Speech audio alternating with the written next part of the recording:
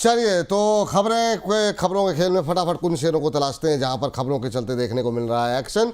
क्या होना चाहिए आपका रिएक्शन, जरा फटाफट लेकर के आते हैं। और आज की पहली खबर आई है वोडाफोन आइडिया को लेकर के। आपको बता दें अब फंड जुटाने की तैयारी में जो है वोडाफोन आइडिया है। यहाँ पर कंपनी जो है वो राइट इशू के जरिए शायद जो है फंड जुटा सकती है। बहुत सारे विकल्पों में बातचीत हो रही है। 30 मई को जो है फंड जुटाने के विकल्प पर विचार जो है वो बोर्ड करेगा। 30 मई को चौथी तिमाही के नतीजे भी घोषित करेगी कंपनी। तो ये तमाम अपडेट वोडाफोन आइडिया को लेकर के आ रही है।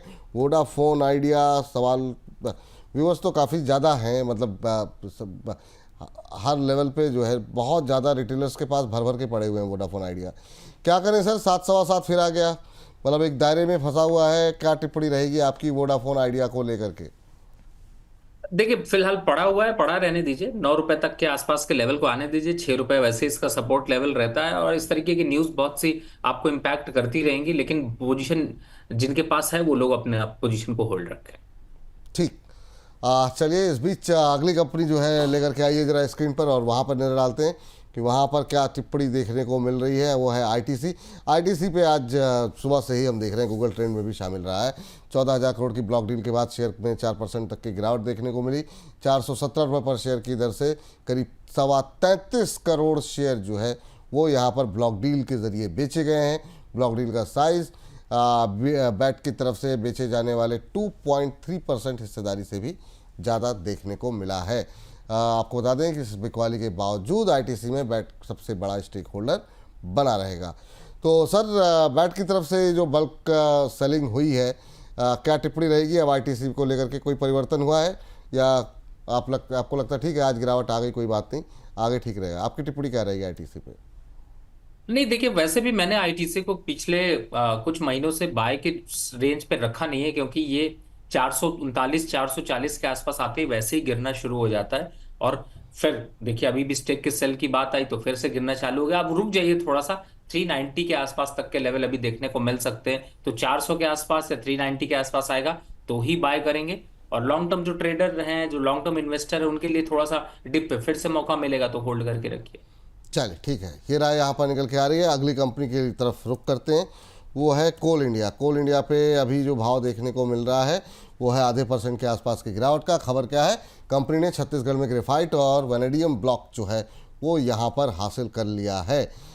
इसके अलावा critical strategic mineral block auction में भी सफल जो है यहाँ पर ये उन्होंने बोली जो है यहाँ पर लगाई है। साथ ही साथ 5वें दौर की नीलामी में बहुत सारे इम्पॉर्टेंट रणनीतिक खनिज ब्लॉक जो है वो यहाँ पर हासिल किए गए हैं। चलिए इस बीच ऑयल इंडिया, एनएलसी इंडिया, हिंदुस्तान जिंक, इनको भी यहाँ पर ब्लॉक जो है वो मिले हुए हैं। तो सर कोल इंडिया, सर क्या कुछ राय आपकी रहेगी कोल इंडिया को लेकर के? हालांकि इसके साथ 2-3 कंपनियां और भी जिनको अलॉटमेंट हुई है उस पर भी एक एक लाइन की अगर आपकी टिप्पणी हो जाती तो बेहतर रहता। जैसे कि एनएलसी इंडिया और हिंदुस्तान जिंक, ये पे आपकी टिप्पणी जानना चाहेंगे कोल इंडिया के साथ साथ। देखिए, एनएलसी इंडिया तो ऑलरेडी यहाँ पर अप ट्रेंड पे है, तो वो तो अब अच्छा ही है। कोल इंडिया की बात करें तो वो 380 के आसपास जब भी लेवल मिले बाय करने से पीछे मत हटिए। एनएलसी इंडिया 260 रुपए तक के आंकड़े छू सकता है। और जहां तक आपने हिंदुस्तान जिंक की बात की, इसीलिए मैंने हिंदुस्तान जिंक को पहले ही आज आपको नोट कराया कि इसको आप बिल्कुल बाइंग सीरीज में रखे, साथ में कॉपर इसीलिए ऐड किया था। फिलहाल हिंदुस्तान जिंक भी यहाँ पर एक अट्रैक्टिव लग रहा है, और अप साइड में 470 रुपए के आंकड़े जल्द छू सकते हैं। ठीक, यहाँ पे फ्रेश एंट्री की एनएलसी इंडिया और हिंदुस्तान जिंक में भी गुंजाइश है सर?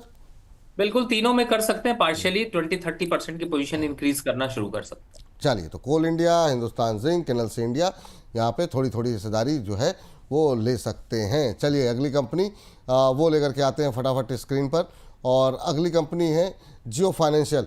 जियो म्यूचुअल फंड बिजनेस के लिए सेबी ने जो है यहाँ पर मंजूरी दी हुई है। आपको बता दें कि जियो ब्लैक रॉक असेट मैनेजमेंट के जरिए म्यूचुअल फंड अब कारोबार में उतरने की योजना बना रही है, और इसके चलते आज कल परसों में हमने देखा काफ़ी शानदार मोमेंटम।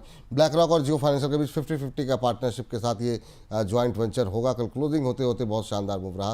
म्यूचुअल फंड बिजनेस के लिए सेबी की तरफ से अब मंजूरी मिल गई है। सर, सवाल भी आज काफ़ी ज़्यादा थे जियो फाइनेंस को लेकर के। अभी ऑलमोस्ट फ्लैट ट्रेड कर रहा है 291-92 के आसपास, हालांकि ऊपरी लेवल से बिल्कुल इंट्राडे लो पे आ गया है।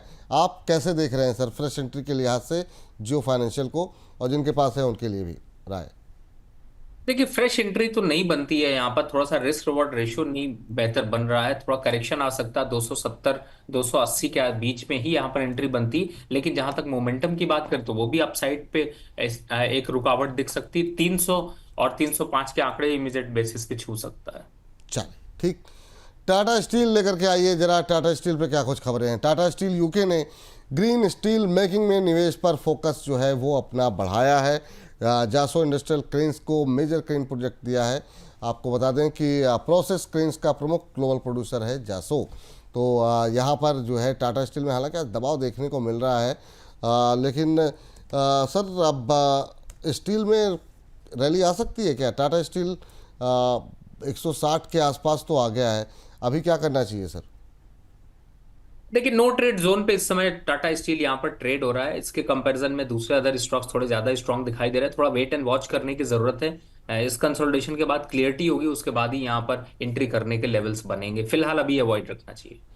फिलहाल अभी अवॉइड करना चाहिए।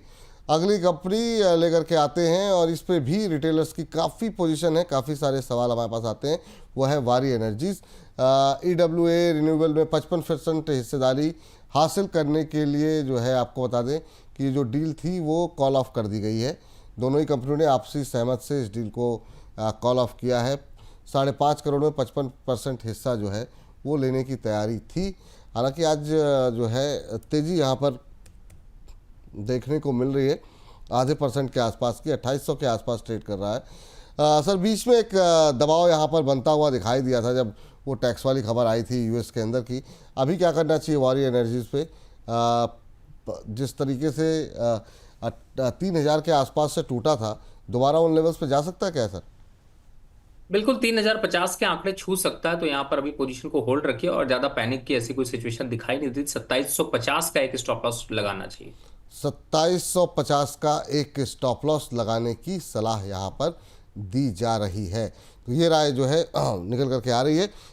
एक LIC का रिजल्ट दिखा दीजिए जरा फटाफट। हालांकि समय का ज़्यादा है नहीं, लेकिन फिर भी दिखा दीजिए LIC के रिजल्ट पे क्या स्ट्रेटजी अभी होनी चाहिए। सर, LIC आपकी टिप्पणी क्या करना चाहिए?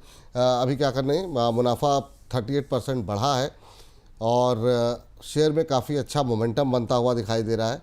आपकी सलाह क्या रहेगी? 7.5% ऊपर 936 का लेवल।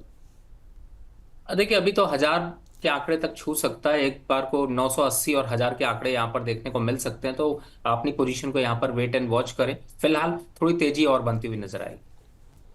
चलिए, फटाफट जरा एक खबर मुझे कह दी जा रही है कि ले लीजिए। तो AU स्मॉल फाइनेंस बैंक जो है, लास्ट कुछ जो है टिप्पणी रहेगी AU स्मॉल फाइनेंस बैंक को लेकर के।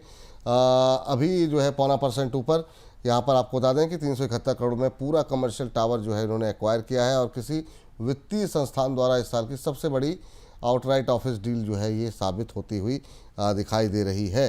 तो अभी आज हम देख रहे हैं कि मोमेंटम थोड़ा सा आधा पौना % ऊपर है, लेकिन स्मॉल फाइनेंस बैंक्स में काफ़ी दबाव रहा है। सर, आपकी टिप्पणी क्या रहेगी AU स्मॉल फाइनेंस बैंक को लेकर के? नहीं, मुझे लगता है कि बिल्कुल आपने सही कहा। थोड़ा सा दबाव ही बनता हुआ नजर आता है, और थोड़ा सा जो तेजी है इस पे यहाँ पर एग्जिट होने की राय होगी। बहुत ज्यादा लॉन्ग टर्म पे यहाँ पर अपवर्ड ट्रेंड यहाँ पर बनते हुए नजर नहीं आएंगे। जी। चलिए, इस बीच जो है इसी के साथ इस सेगमेंट को करते हैं समाप्त।